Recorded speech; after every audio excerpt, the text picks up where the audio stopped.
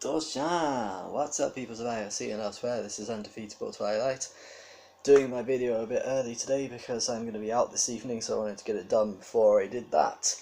And hopefully there won't be as much yelling in this chapter as the last one.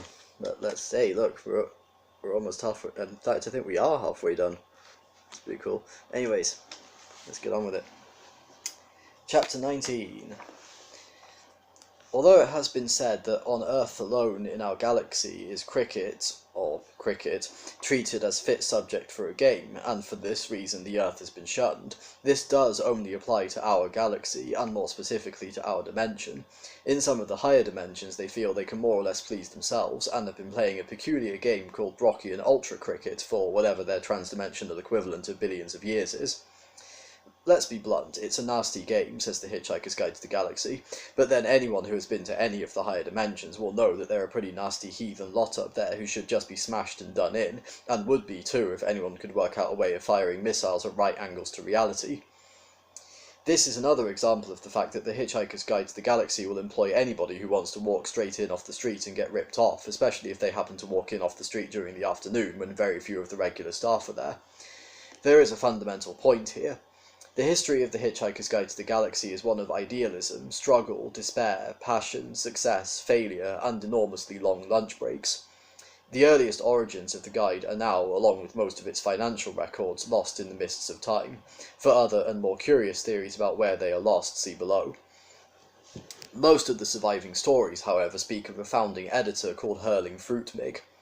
Hurling Fruitmig, it is said, founded the guide, established its fundamental principles of honesty and idealism, and went bust.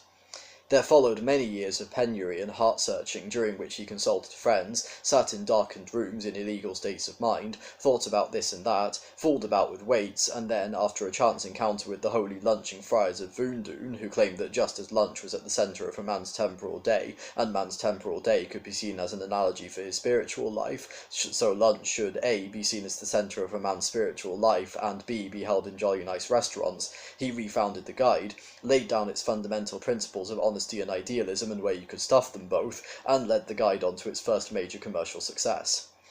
He also started to develop and explore the role of the editorial lunch break, which was subsequently to play such a crucial part in the guide's history, since it meant that most of the actual work got done by any passing stranger who happened to wander into the empty offices of an afternoon and saw something worth doing.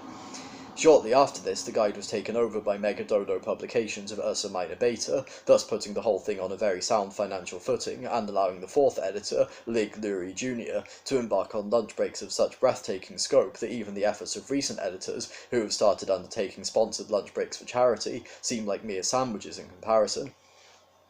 In fact, Lig never formally resigned his editorship, he merely left his office late one morning and has never since returned.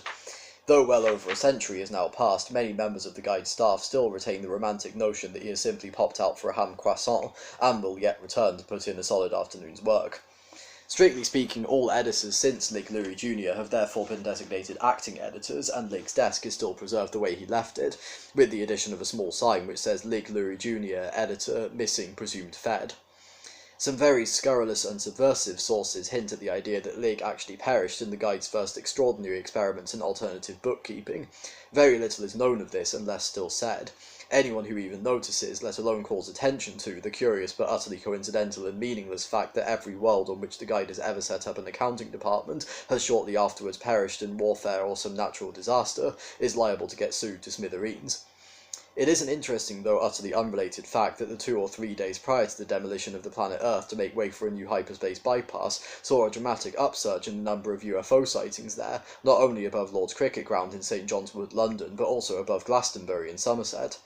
Glastonbury had long been associated with the myths of ancient kings, witchcraft, ley lines, and wart curing, and had now been selected as the site for the new Hitchhiker's Guide Financial Records Office, and indeed 10 years' worth of financial records were transferred to a magic hill just outside the city mere hours before the Vogons arrived.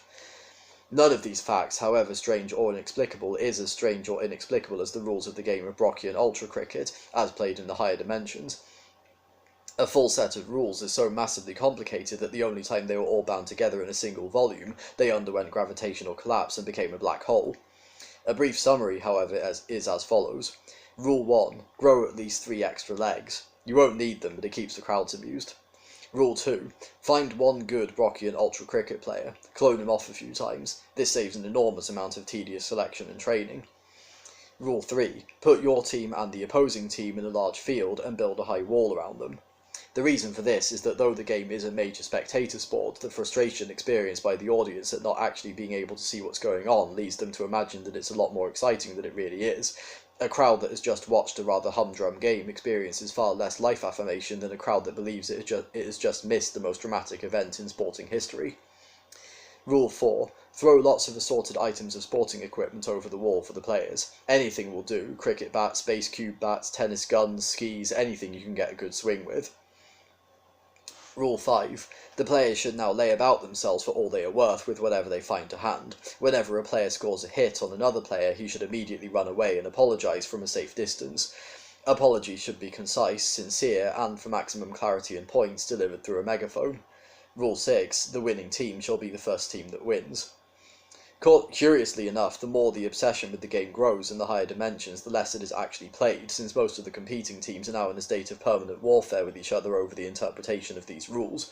This is all for the best, because in the long run a good solid war is less psychologically damaging than a protracted game of Brockian Ultra Cricket.